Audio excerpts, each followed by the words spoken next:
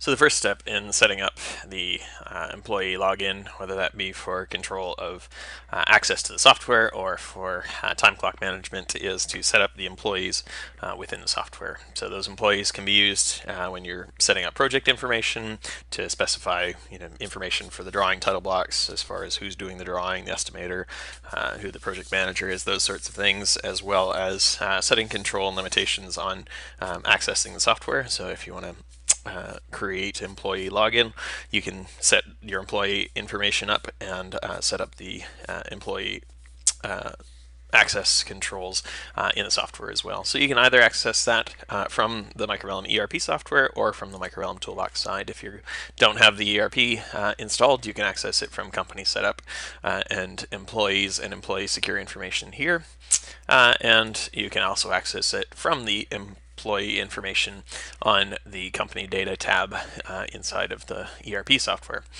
So as far as from here, when you access that, the interface itself is the same, and you need to set up both the employee info and the employee secure info if you're going to use it for time clock or login to access different aspects of the software.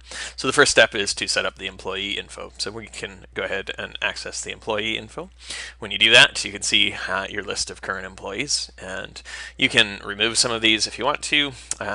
The Shane owner is the primary administrator when the software first ships, and so until you create your own administrator, you don't want to delete that user, but all the rest you can adjust as needed and delete those if you like. But if you wanted to add a new employee, just simply right click in the interface here and say add new employee, and that'll access the options to add that employee here. So we can input that information and say this is Joe Smith, and you can put in the email information. Most of this information is entirely optional. You can fill in as much or as little information as you'd like. Some of the things like the user photo are going to appear in the time clock interface, and some other aspects. Some of this information you might want to include in order to use it on reports in the future, and include any information that you'd like there. But all you really need is the first name and last name for the employee. Once you've got that employee created, you can just say save, and that will set up that employee. So that's the basic information for the employee. That's all you need if you're going to use it for project setup, just to be able to select that name as the project manager, the estimator, or anything like that. But if you want to use it for login or time clock management, you need to set up some more information, and that's what the employee secure info tab is for.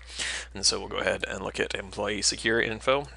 And so here, when we come in, we can look at all of our different employees. And so what we're going to do when we first come in here is select on who the administrator is. And so by default, when the software is first installed, that's going to be Shane owner, and the password here, you can just type it in, is all lowercase, password PASSWORD, and that will display all of your different employees within the system.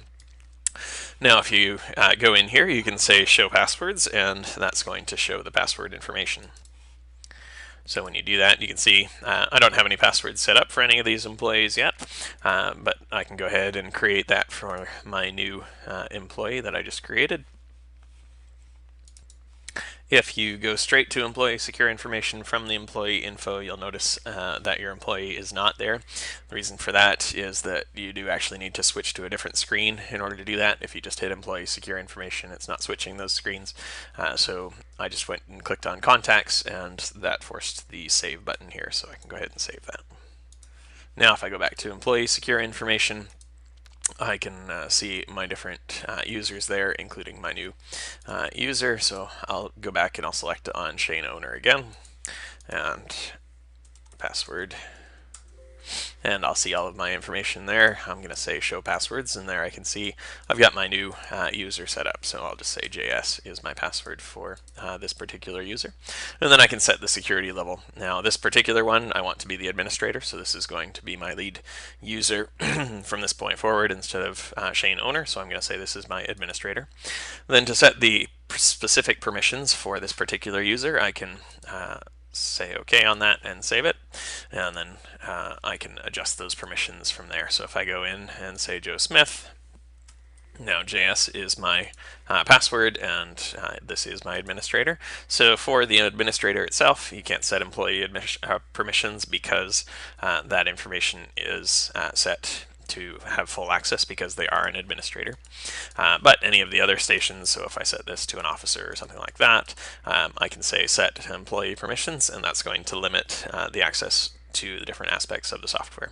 So if I select on this user now, I can specify which access this user has, and so I can see all the different elements that I can control access to, whether this user receives update notifications when there's new updates for the software, whether they have access to these different modules, whether they have access to saving items back to the library, to the template, those sorts of things, and so I can control any of the user access.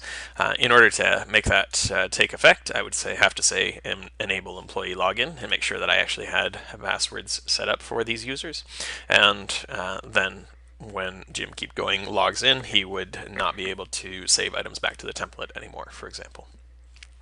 And so that's what I can do if I say enable employee login and have the information set there. Then I can set that up so that it will work that way.